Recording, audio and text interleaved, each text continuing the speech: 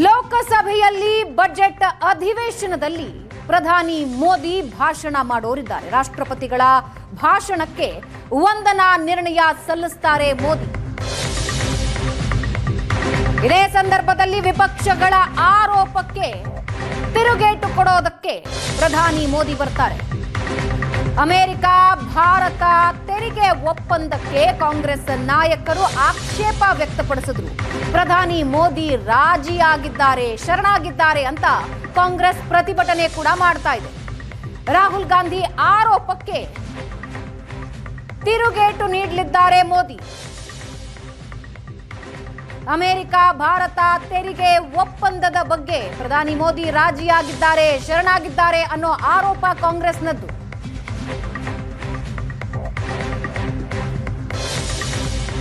ಇದಕ್ಕೆ ತಿರುಗೇಟು ನೀಡೋದಕ್ಕೆ ಪ್ರಧಾನಿ ಸಿದ್ಧವಾಗಿದ್ದಾರೆ. ವಂದನಾ ನಿರ್ಣಯದ ಭಾಷಣದ ಸಂದರ್ಭದಲ್ಲಿ ತಿರುಗೇಟು ನೀಡೋ ಸಾಧ್ಯತೆ ಇದೆ.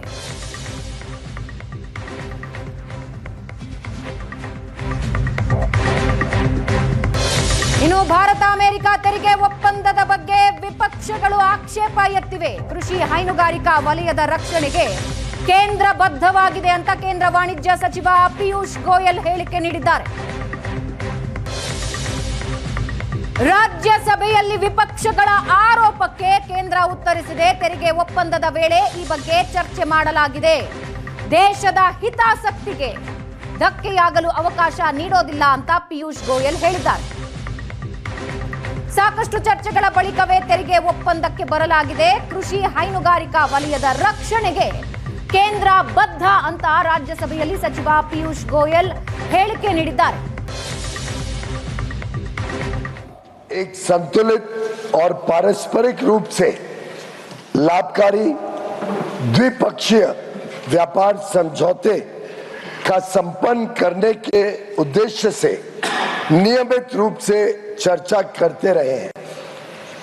इसी को ध्यान में रखते हुए दोनों पक्षों के वार्ताकारों ने पिछले एक वर्ष में विभिन्न स्तरों पर गहन बातचीत की है।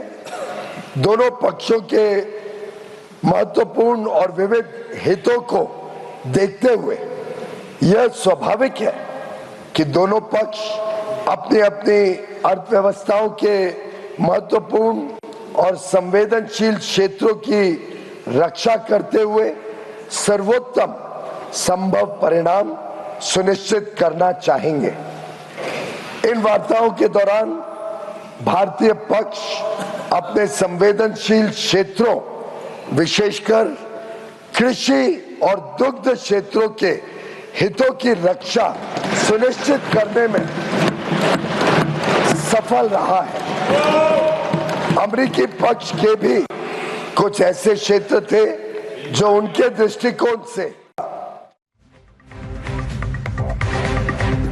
ಇನ್ನು ಲೋಕಸಭೆಯಲ್ಲಿ ವಿಪಕ್ಷ ಸಂಸದರ ಅಮಾನತು ಖಂಡಿಸಿ ಪ್ರತಿಭಟನೆ ಮಾಡಲಾಗ್ತಾ ಇದೆ. ಸಂಸತ್ ಭವನದ ದ್ವಾರದ ಬಳಿ ಕಾಂಗ್ರೆಸ್ ಸಂಸದರು ಪ್ರತಿಭಟನೆ ಮಾಡಿದ್ದು ಮೋದಿ ರಾಜಿ ಮಾಡಿಕೊಂಡಿದ್ದಾರೆ ಅಂತ ಕಾಂಗ್ರೆಸ್ ಘೋಷಣೆ ಕೂಗಿದೆ. ಪ್ರಜಾಪ್ರಭುತ್ವದ ವಿರುದ್ಧ ನೇರ ದಾಳಿ ಮಾಡಲಾಗಿದೆ ಅಂತ ವಾಗ್ದಾಳಿ ನಡೆಸಿದ್ದಾರೆ. ಬಿಜೆಪಿ ಹಾಗೂ ಕೇಂದ್ರ ಸರ್ಕಾರದ ವಿರುದ್ಧ ಕೈ ನಾಯಕರು ಆಕ್ರೋಶ ಹೊರಹಾಕಿದ್ದಾರೆ. ಸಂಸತ್ ಭವನದ ಮೆಟ್ಟಿಲುಗಳ ಬಳಿ ಪ್ರತಿಭಟನೆ ನಡೆಸಿ ಘೋಷಣೆಗಳನ್ನು ಕೂಗಿದ್ದಾರೆ.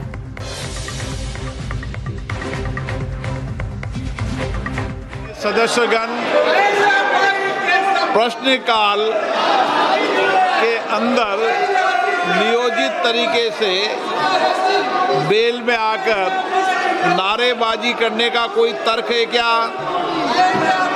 प्रश्नकाल तो मान्य सदस्यों का समय होता है, उसमें मान्य सदस्य प्रश्न उठाते हैं, सरकार की जवाब देते होती है। आप प्रश्नकाल के अंदर नियोजित तरीके से सदन के अंदर नारेबाजी करते हैं, ये उचित है क्या? आप सदन चलने दें। महामहिम राष्ट्रपति जी के अभिभाषण पर चर्चा होगी, बजट पर चर्चा होगी, सभी मान्य सदस्यों को पर्याप्त मौका मिलेगा। अगर सदन नहीं चलाना चाहते हैं और आप नारेबाजी हंगामा करना ही चाहते हैं तो सदन की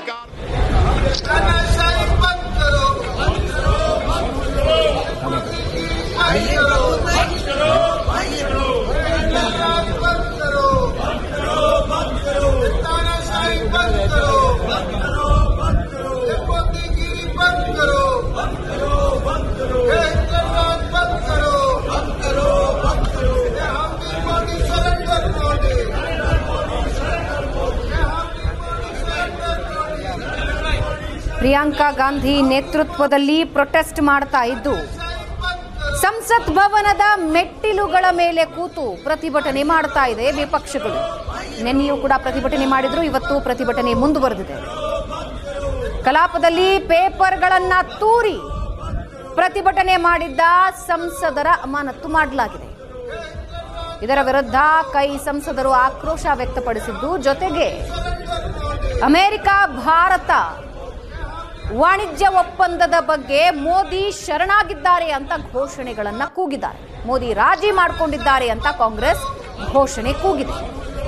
ಸಂಸತ್ ಭವನದ ಮೆಟ್ಟಿಲುಗಳ ಮೇಲೆ ಪಿಎಂ ಈಸ್ ಕಾಂಪ್ರಮೈಸ್ಡ್ ಅಂತ ಪ್ಲಕಾರ್ಡ್ ಹಿಡಿದಿದೆ.